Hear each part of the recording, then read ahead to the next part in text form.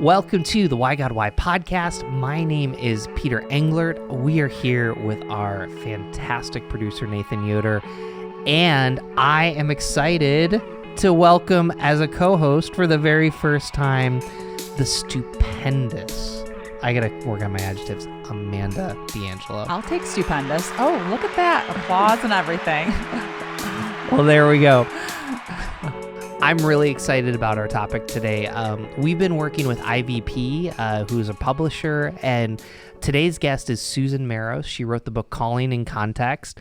And the question that we're asking is, why does where I live matter? And I think the biggest reason why this conversation is important is coming off of the pandemic. We're kind of still in it.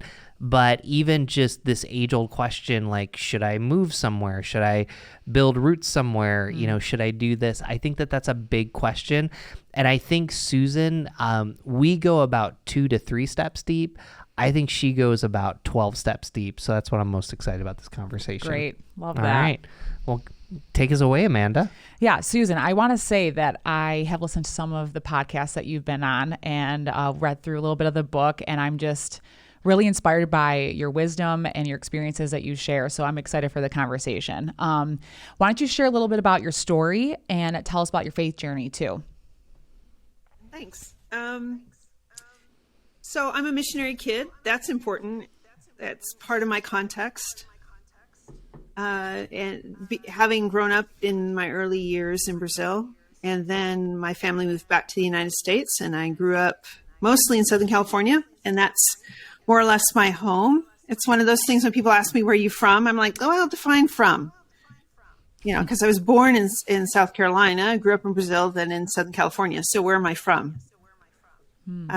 In terms of faith journey, my parents being missionaries, obviously God was central to our family and to my experience. I was in Sunday school as a kid and was invited to ask Jesus to live in my heart, which, thinking as a literal kid, I thought, how does Jesus fit inside my body and my heart? You know, but that relationship with Jesus as a child was important, and then became important as an adult. Then to have a sense of, I think God has purpose for my life, and how do I lean into that? And probably the short version of adulthood is some time in a mission organization, then seminary, thinking I was going to be a pastor, then discovered, no, actually I'm not. I'm pastoral, but I'm not a pastor. I'm a teacher. And so began to teach and have been teaching for 25 years, but really interested in the formation of leaders and how does God shape and form us in our contexts for God's purposes. You know, I guess I'm just listening to you and it's just kind of hitting me now. So I've grown up pretty much in the same region. I didn't grow up that far from Rochester. I've lived outside of there. Amanda has been a Buffalonian and now a Rochesterian. So as you come to this topic, I love what you even just asked the question, or you even said, hey, where am I from? What do you mean by that? How did you personally engage this? Why does where I live matter? Because your home life was very different than ours. And I guess I'd like to hear you personally process that with our listeners. You know, there's layers to that. You know, so there is the experience of having been a missionary kid and having returned to the U.S. and the reverse culture shock that we experienced. So I have a different experience of being U.S. American than somebody who has lived here for their entire lives, for example. And so that established some kind of foundation. But it was really particularly as I was wrestling with helping people discern, what is God calling me to? And what is the path of my life? And in looking at their lives and how their lives have been shaped, that I began to pay more and more attention to context and to realize that there's individual diversity, certainly, you know, very much so, of our particular experiences, even if we live in the same place. But then beyond that, racial, ethnic, cultural identity has an impact. Religious tradition has an impact. Socioeconomic status has an impact. Gender has an impact. Like there are all these social location identifiers that flavor our understanding of who God is and who we are. And that because of my work with developing leaders, I became so interested in how God uses those contexts very deliberately, and began to see more and more in scripture, God steps into human culture and addresses people in the midst of their family, in the midst of their culture, in the midst of their language. And that context really does matter. Yeah, that makes so much sense. My story is that I grew up in Niagara County. Like when people ask me, where are you from? I say, well, I'm originally from Niagara County. But as an adult, I grew up in Buffalo. And I definitely wrestled with the question of what am I called to do? What is my purpose? And it's just so interesting, as I read your book and others like Garden City, everyone always frames it within the context of career. It's always what do I do as a job? But you paint a much bigger picture for us that there's way more to it than that. So what would you say are the biggest blind spots that people face when they don't realize that their location plays a role in this? Yeah. Well, you've named a huge one, Amanda, that we assume that calling is about our job. Right. So sometimes I'll start my classes out and ask people, in your church context, do you use the term calling or do you use the term vocation? And are they synonyms or are they two different things? And it really depends. Different traditions will use vocation. Some will use calling. Theologically, they're synonyms, because vocation comes from the Latin vocare, which means to call. So theologically, calling and vocation are synonyms. But we tend to, in the United States, we tend to think of vocation in terms of career. It's your job, right? So that's one of our major blind spots, and that's cultural, right? Not everybody everywhere in the United States, let alone everybody everywhere in the world, thinks about calling in terms of job or career. And we don't think about how much our socioeconomic status and our citizenship, our racial, ethnic, cultural identity plays a part in shaping the assumption that calling is about career, and how our sense of, I have to know what that is, I have to do choices, how do I know what the right decision is to make, right, is very influenced by our context. Not everybody in the U.S., let alone in the rest of the world, has options for what career. For a lot of people in a lot of places, you need to get a job to put a roof over your head. You need to get a job to help put food on the table for your family. And it isn't a choice. I don't choose my career. I take the opportunity that's in front of me. Or in other contexts, there may be more choice, but it's a more communal decision. It's less about what do I want, what do I find fulfilling, what would be satisfying for me, which is a very U.S. American individualistic way of thinking about things. And I don't want to delegitimize that, because that is part of our cultural context. That is part of how we think. It's just a recognition that there may be ways in which, as we're processing that, because our context has shaped us to ask specific questions and to assume that everything outside of those questions isn't calling, that there may be things that God is doing that we can't even recognize, because our culture, our context, has impressed upon us the prioritizing of certain questions over other questions. And so we have the blind spots, specifically around occupation. That's a huge one. Individualism is another blind spot, I would say, that it's about me. What do I need to do? What does God called me to do for my ministry? What am I supposed to do with my life? We use first person pronouns. And we may think about it, what am I supposed to do for the common good, which is at least a little communal. That's good. But we don't, what is my community called to? If I'm part of a community of faith and part of a congregation, do we ask the question, what is unique about this particular body in this particular location? What is God calling us to in our neighborhood?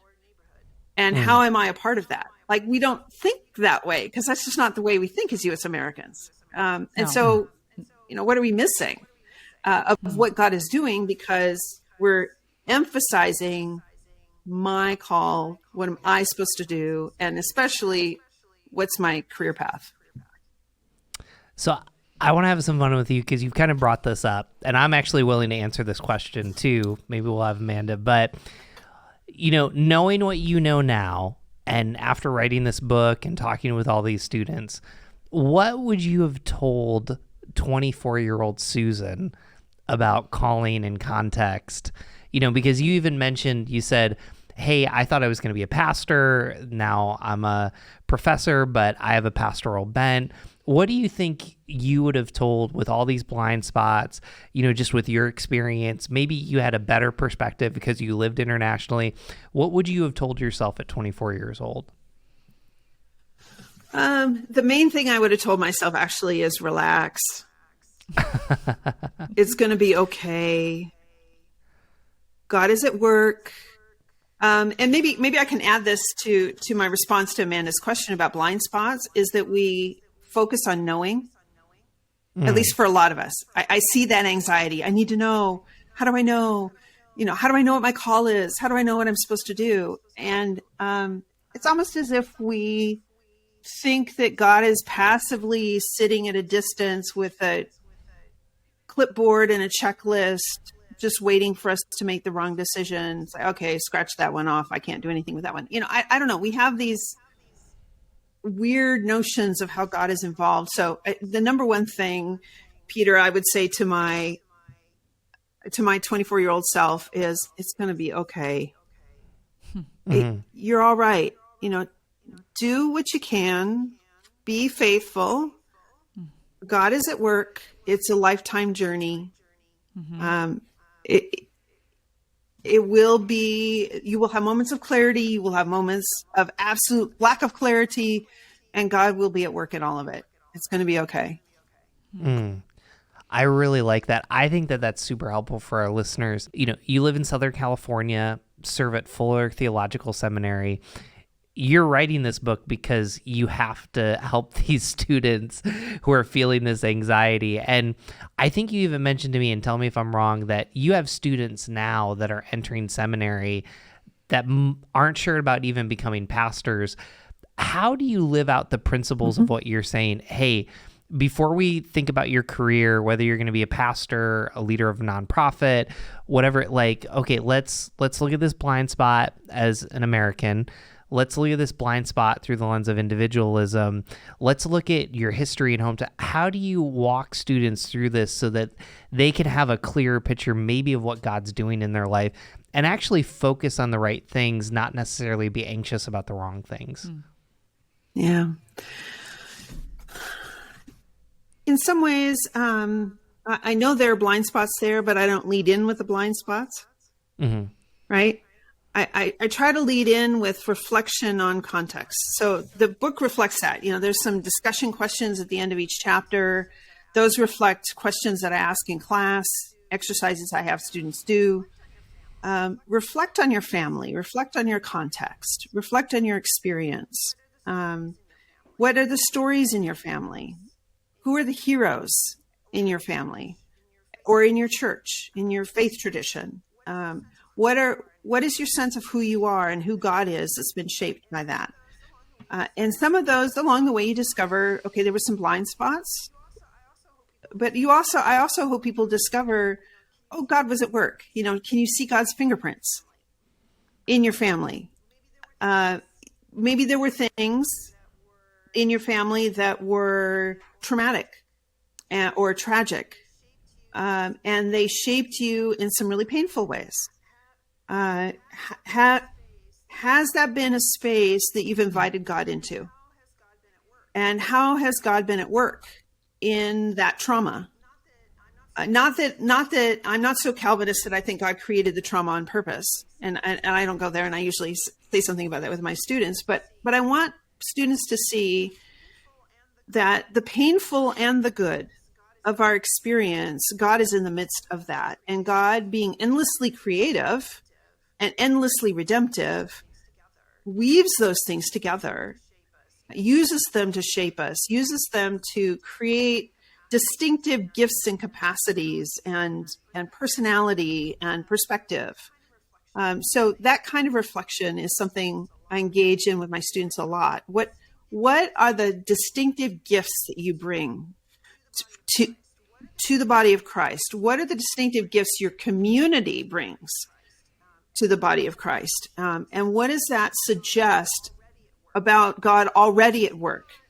So that it's not somehow God hasn't been present and I have to discern God because I need to step into what God is wanting to do. But the recognition, whatever is ahead of you is contiguous with, it's consistent with what God has already been doing. God's already at work. You are already living into your calling in some way, whether you recognize it or not. So can we start to see God's fingerprints, including our background, our family, our nationality, our racial identity, whatever, all of the layers of our sense of identity, and recognize the particularities of who God has created us to be, so that we can reflect on the current moment and say, so what are the implications of that for what faithfulness looks like right now? And what step God is asking me to take?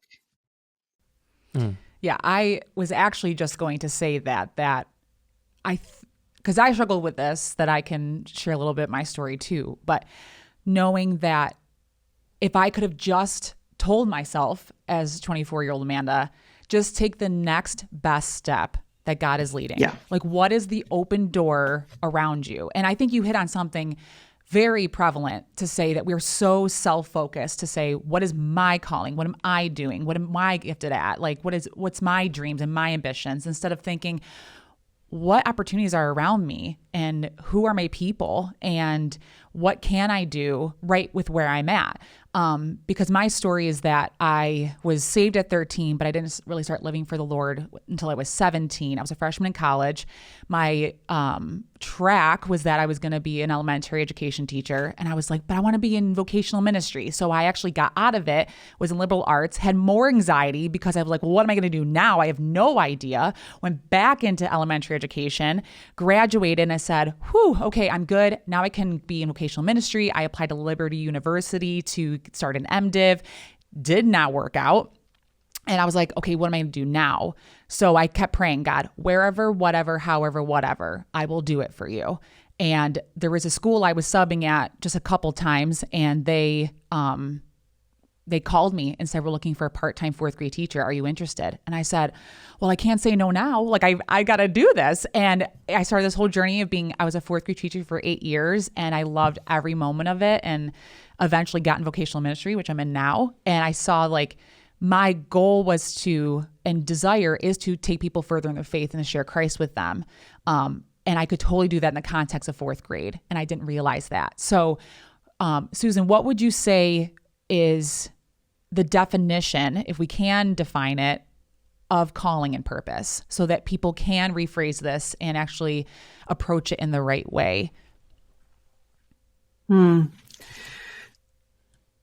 I do want to take seriously whatever the definition is in a person's context.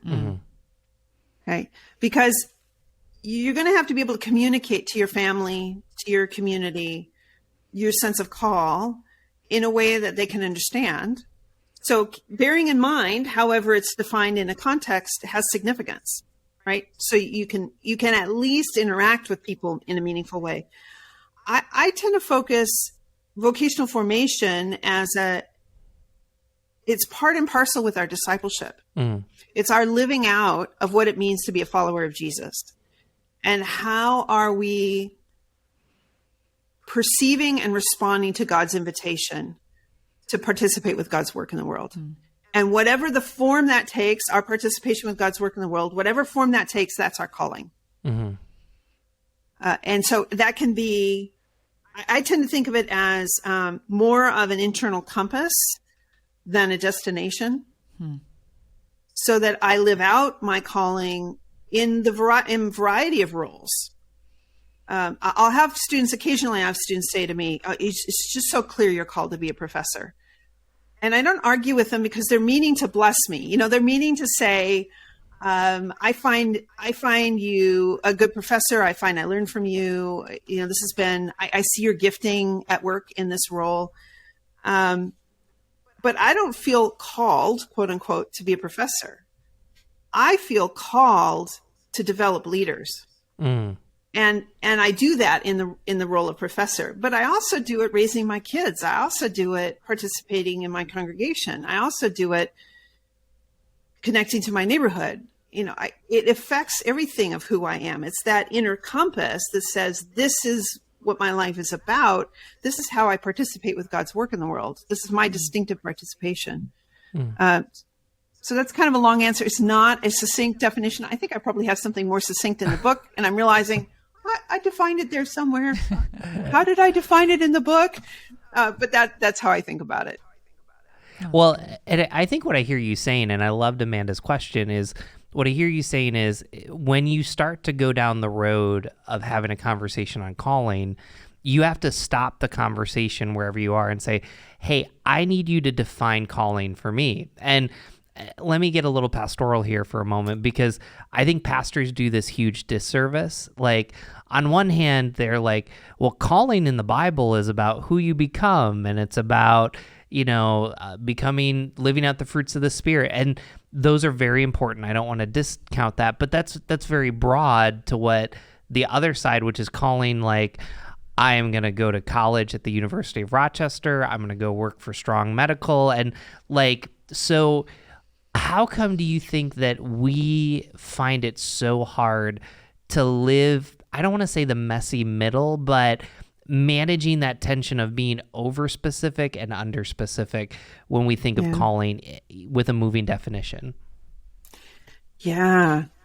Wow, that's like a golden question. If I could have a really good answer for that, that'd probably be helpful. I wonder if at least a part of it is, some of it is that this kind of tyranny of certainty. And maybe that's just a human thing. I'm not sure how much that's U.S. American, how much that's just human. That we desire to know and to be secure and certain that we're on the right path. Are we doing what we're supposed to be doing? And so there's that anxiety that if I don't, I'm going to miss it, or something's going to happen. And so when we look at scripture, there is a certain amount. So this reformed kind of two-stage notion of calling is you're primarily called to be a member of the body of Christ. So there's that, which you were mentioning, is that sort of pastoral. It's about being a disciple of Jesus. It's about being a person of God, being a part of the body of Christ, growing in the fruits of the Spirit, this kind of general sense. And then there's this secondary calling of the particularity of the role you're supposed to have. I mean, that's kind of a typical Reformed way of framing it. And a lot of the calling literature, vocation literature, comes from that perspective. That does feel fuzzy. If it's like, so I'm supposed to be a child of God. Okay, yay. As far as I know, I'm doing that. And now what? How much of that is cultural? I don't know. How much of that's human? How much of that is developmental? When you think about development of spiritual formation across time, there's an appropriate place for simply reflecting on, what is it? Jesus chose me. And that's amazing, and for that to be the focus of my life, like that's an appropriate place for people to be. It's an appropriate place for people to be in that sort of go, I'm serving, I show up at church. That's a stereotypical one, right? You're just supposed to show up at church whenever the doors are open and serve in any way possible. And sometimes calling in a church context devolves into sign up for more volunteering at church, right? We wouldn't know anything about that appropriate. Here. That's to have a stage of our lives where we do that. but I'm thinking particularly of Hagberg and Gulick's book, The Critical Journey. And they talk about coming to a stage in our lives where we hit the wall, and the doing and doing and doing, it just isn't enough. And we go deep into the ambiguity and the questions and the wondering.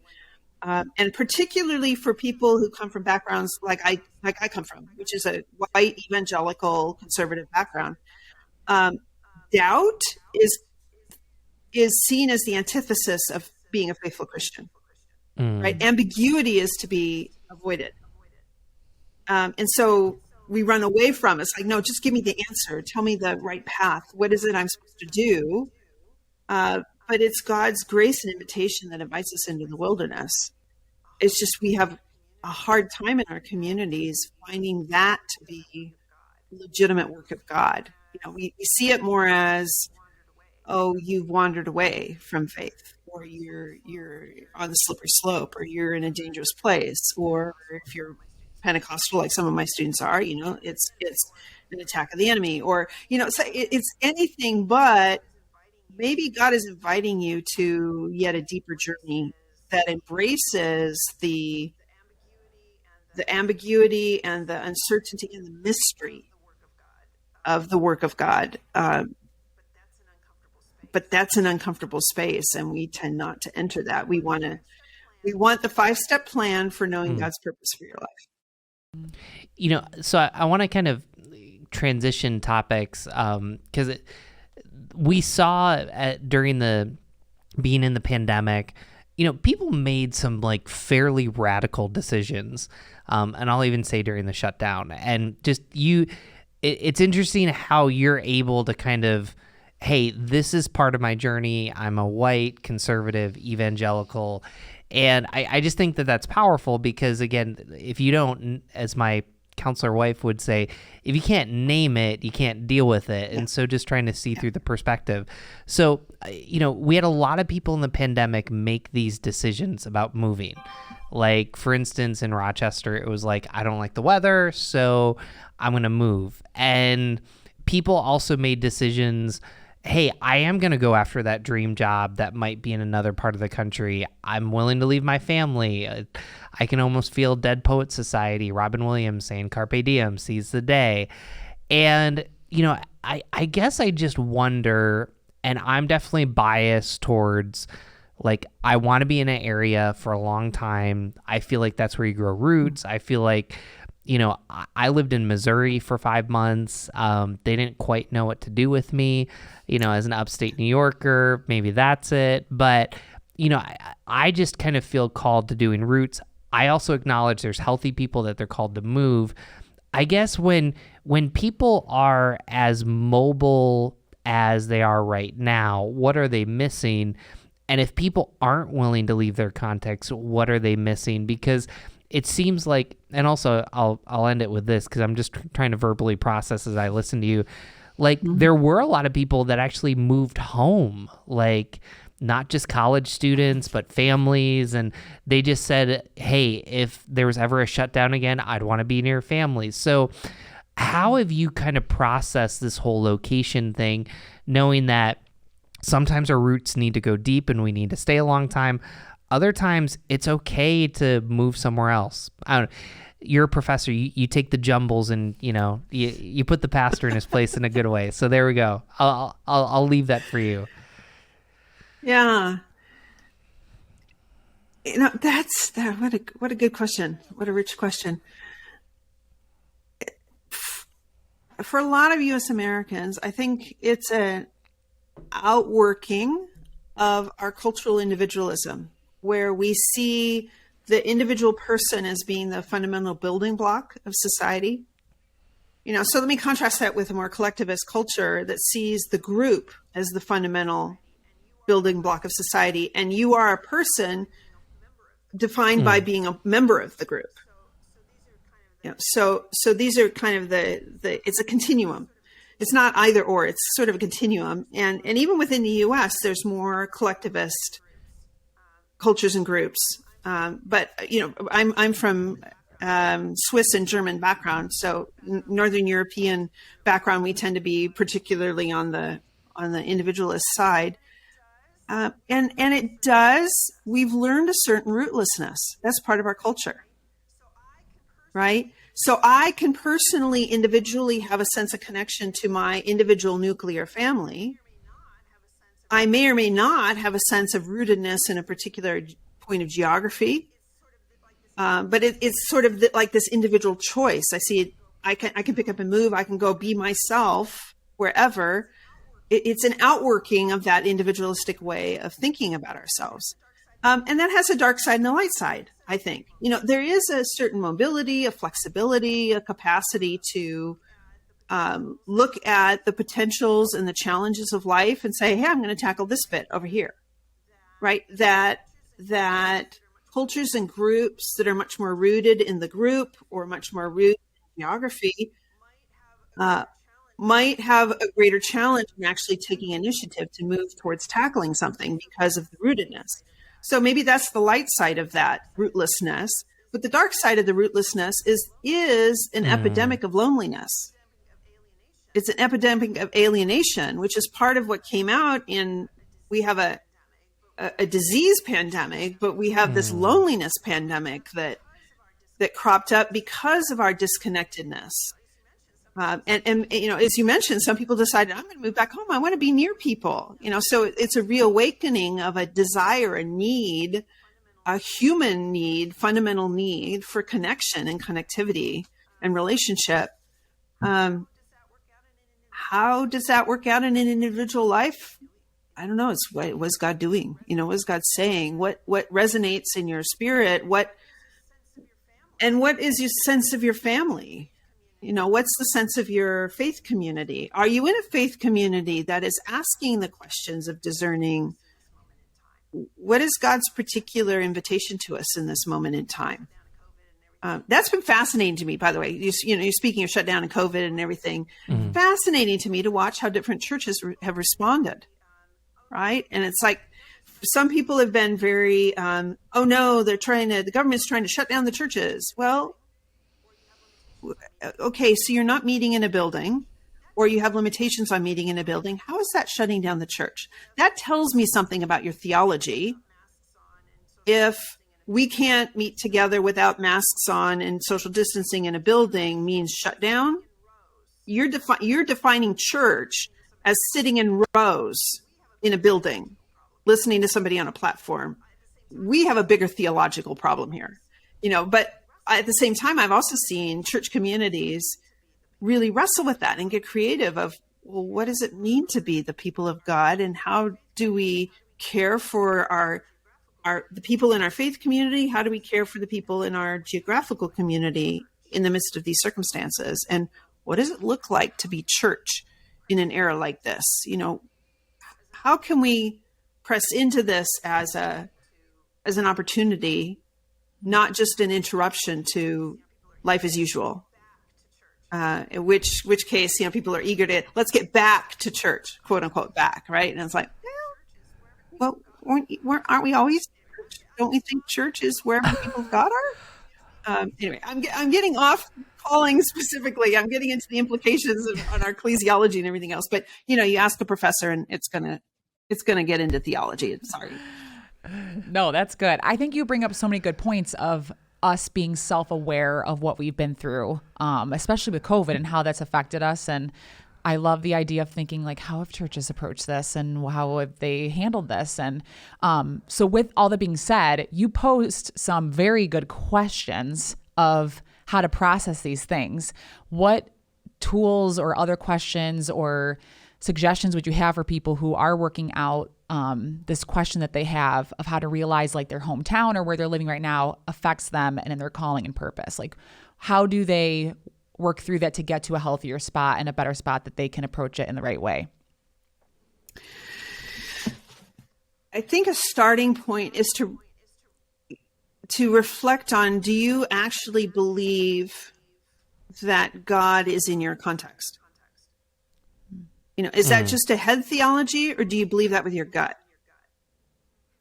And maybe that's a place to ponder, to allow God's work by the Spirit in your own soul. Do you actually believe God is present in your family, in your church, in your neighborhood, in your city, because it's going to affect, how you process and whether you look for or see God at work in that context. But given that as a starting point, I kind of encourage people to kind of get your anthropologist on, get curious, get exploring in your community. So start to take a look around, maybe take a walk or a drive or go into a public location and just sit for an hour and look at your community from the perspective of, if I weren't living here already, what would I notice? What do I notice about the buildings? What do I notice about the people? What do I notice about what people wear and how they behave? What do I notice about the design of the buildings and what signs are present and what objects are displayed? Kind of get anthropological about it. Do some participant observation and notice what you see, and then notice the assumptions that you have about it. If you're watching people walk by and you make assumptions about who they are and what they do, what their occupations are, notice that. And then ask yourself, why do I make that assumption? What is present here that I'm assuming about that? So then also notice things like, are there, historical plaques in the neighborhood that talk about, this building is the site of blah, blah, blah, or, this was founded in 1871 or, whatever, notice what's present. Local historical societies can be an interesting place. They would just adore somebody showing up at their doorstep saying, I would like to learn more about the area. Are you kidding me? They would just salivate over somebody actually showing interest in the town, so start to learn the stories, or sit down with people in your family and ask them, what stories do you know about our family? How did we come to live here? What's our history? Discovering history of family, both what is present and what isn't. Like I have students say to me, well, I don't know anything about my family history and nobody wants to talk about it. Okay, there's a reason why they don't want to talk about it.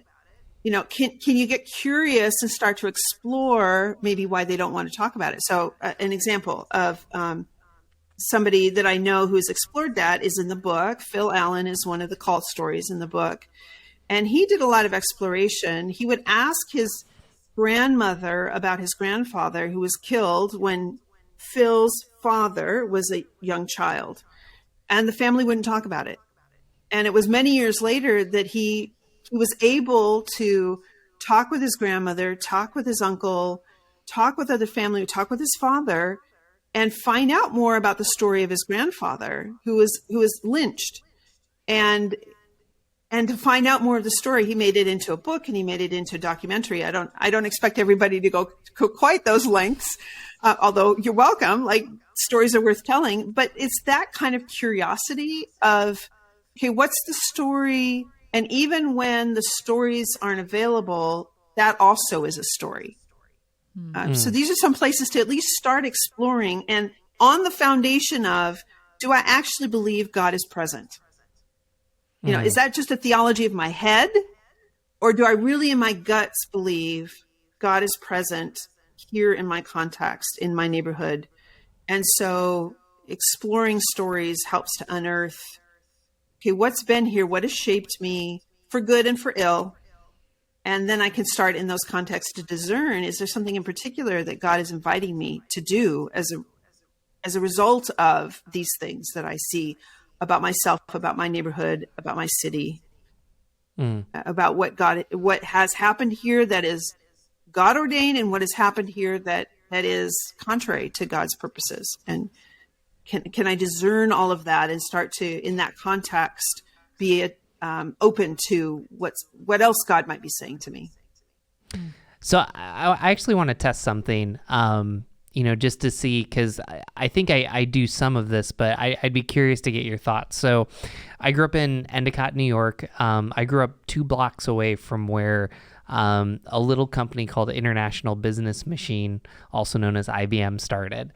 And, when I was in high school, IBM actually left Endicott mostly. There's a few offices and stuff there, but the reoccurring message that was given, just to my neighbors, to my friends, to my family was, you can't trust leaders. And the Endicott and the Triple Cities where I grew up, this was a town where the CEOs invested a ton into the community. We're one of the only places that have free carousels during the summer because George F. Johnson, who owned a shoe company, said, I always want these to be free. This is for people. A whole long story. But there's this distrust in leadership. And I found it very interesting. This last week, I was listening to a podcast with the CEO, Lou Gerstner, who was really the person that made the decision to do all these downsizes in IBM. And so he makes this comment. He's like, I come in, like, we're losing $1 billion. And he had to make these tough decisions. And I'm no economist, I'm no business person, but what began to hit me, and this is kind of why, living in upstate New York, Rochester had Kodak. Kodak's been through their pain, but you even just take these companies that were beacons and supportive in the community, and then they leave, there was never, number one, a collective grief of, this is a very unfortunate situation, it's painful. But then number two, like, we don't always get the whole story. My family was affected by the decision that Lou Gerstner made, but like, to hear his side of the story, like, there's something about having that perspective and kind of saying, and even I use this as a pastor at a church in Rochester, like, hey, this is a place where Kodak used to be king, and they went through trials, and there was a lot of trust lost. And as a leader, when I walk people through change, I have to remember that. I don't know. Again, I have fun with a professor. I feel like we're like at the coffee shop or something talking, but that's kind of where I feel like I'm trying to process, hey, this is the history, and it's kind of hard to grieve layoffs. Like, maybe we should have church services that we grieve layoffs or lament layoffs. They're not always no one chooses those, but sometimes they have to be done, and that's a whole nother podcast or something. But I guess where I'm trying to go, like, is that the type of work you're asking of people to really dig down deep in the history and kind of say, hey, this affects you more than you know? Yeah. I think that's a great example. And that's the kind of work that we need to do as leaders. We help people make sense of their context and experience, and the history of what's gone on and what's been significant and what has shaped our town. That does shape what our life experience, but also our assumptions about our life experience, right? We've made sense of that in some ways. And unfortunately, too often we separate, well, that was really just secular, quote unquote, right? That's just about the market. You're not supposed to, in church, we're not supposed to think about that. We're supposed to be thinking about the kingdom. Well, except that Jesus said the kingdom is here, right? And he demonstrated the kingdom in practical ways. And so that's the sense-making work of leadership, is helping a community think about its story and its history, and how did God show up there, or how did we feel God's absence there? What do we need to name to be able to mourn, or what do we need to name to be able to claim it as part of the resource we have for moving forward? All of that is profound leadership work. Wow. Susan, this conversation has gone by way too fast. I think we're going to have more, and I feel like we only touched the surface. I think where I want to close, because I think this is a great place, because so I want to close kind of with two questions. I think what I'm hearing, so number one, a way our listeners can practically apply this is buy the book. By the way, we've worked with IVP, and if you go to IVP, the website, after this airs, use the code YGuide, you get 30%. I think what I'm hearing from you, read the book, but it's also know your own history, know your neighborhood's history, know your county's history, and then, begin really listening to the people that are in your circle, but even more importantly, the people outside of your circle, not just vocationally and calling, I'll use those synonymously right now, but also to really value what your community matters and even to see where the gospel can make changes. Is there any other way that you would articulate that or kind of give practical advice to our listeners right now? That's a great summary. I like it.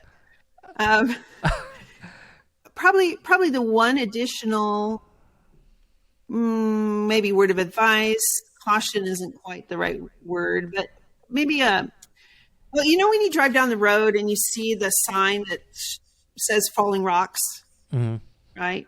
And so this is kind of a falling rocks warning. It would be a caution, I guess I would give, is that if you're going to look honestly at your family's history and the history of your neighborhood, you're going to find out painful things as well as good things. It won't be just painful things, but there will be painful things. And I think one of the pieces of advice or caution, maybe it's not the best word because I don't want to scare people, but I do want to normalize it.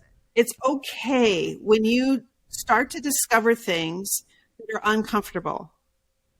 That's one of the reasons why family doesn't tell their stories, right? There's something that we're trying to put behind us. And it's painful or it's shameful or it's stressful or it was traumatic or there's some reason. When families don't tell stories, there's a reason for it. And when families tell stories and prioritize some over others, it's because the stories that are, this is a good story. This is the story we want to embrace. Those are the stories that get told, and so sometimes there are stories that don't get told because there's some reason why we're avoiding them. So that's okay. God is there also. God can take you through discovering things about your family. God can take you through discovering things about your neighborhood. And when you stand in the light, when the truth of your experience, your family's experience, your neighborhood's experience, your national experience, when we can bring that into the light, then we can start to take steps towards reconciliation, towards restoration, towards healing, towards God's redemptive work. But when we hide from our context and disassociate from it, then there just is automatically a limit to where God's kingdom can break in, because we're hiding from certain things. So that would just be my additional word. Amen to what you just said.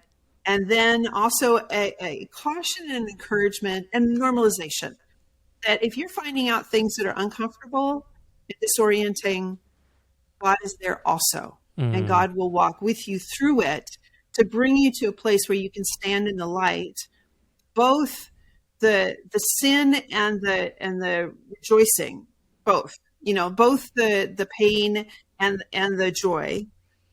And have all of that be resourced for responding faithfully to God's invitation to participate with God's work in the world. Man, what a great place to close with our final question. So, Susan, here's the question we ask always. So Amanda and I will answer it, and then like you've done this whole episode, you'll clean up the mess that we leave, because that's what great professors do. So you'll clean up any heresy or anything. But so we're asking the question, what does Jesus have to say about why does where I live matter? So who's going first, me or you? I'll go first. I just have a couple Bible verses that come to mind, especially, when we ask, what would we say to our younger selves? I would say, trust in the Lord with all your heart, lean not upon your own understanding, in all your ways acknowledge him, and he will make your path straight. And I just love, Susan, that you always kept it bringing us back to, is God there? Do you actually believe that he's there?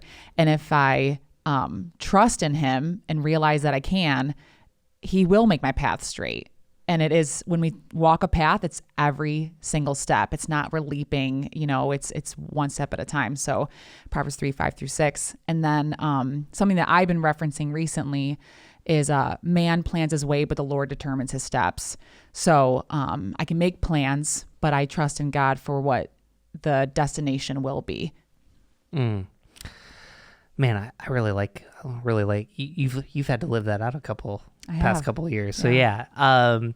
So as I've listened to Susan, looked at her resource and other resources, I know that some of you are de-churched and unchurched, and what I'd say to you is, if you read the Bible, location is actually really important. There's one time where Jesus actually points out to where a tower crumbled and it killed people, and they talk about the woman being at the well, and we don't hear a lot of Jesus talking about carpentry, and maybe we'll find out more in heaven. I find that interesting, but the writers of Scripture thought it was pretty important to drop some of these little hints that the actual readers would engage those places. So when you do this deep work, even if it's disorienting and painful and uncomfortable, you're bringing the gospel in it. And I think that there's certain things that God wants to do in our lives as personally, in our neighborhoods, in our cities, in our counties, that in opening this door, you can actually experience healing. And that's kind of the big takeaway that I'm taking away from this episode with Susan. But Susan, you get the last word. Yeah. Well, one of the things I think about is how often Jesus encountered people on the way, right? And where they were. So there's the paralyzed man by the pool. There's you mentioned the Samaritan woman at the well, or just often Jesus meets people on the way and asks them questions, that get really invites them to connect with their own hearts and to say, what Jesus asking, what do you want me to do for you? There's this engagement and encounter. And even, the fact that when God became incarnate, God became a specific human being in a specific time and place, says that location matters. Says that human culture matters. God didn't give disembodied revelation. God became a person and spoke a language and engaged and existed within a culture in a religious context. And so I think there's all of these encounters that Jesus had suggest to us God still steps into our context and will meet us wherever we're sitting and will engage us with questions of, we those kinds of provocative questions that Jesus asked people that brought up their deepest heartfelt yearnings and longings and hopes, that Jesus still does that. God still steps into our context and does that. Susan, thank you so much for joining us. As a reminder, you can go to ivpress.com, I think, and you can use the code WhyGod. You'll get 30% off this great book. Susan, if people want to find you, what's the best way to find you? Other than going to Southern California and visiting you. Yeah, come to Fuller Seminary. No, you can find me at susanlmeros.com. I'm also on Facebook at Susan L. Meros and Twitter at Susan L. Meros. So those are places that people can find me. All the things. And to find us, go to whygodwhypodcast.com. You can get this episode and many others just by clicking the subscribe button, and you'll get that from there. Thank you so much for joining us. We hope you all have a wonderful day.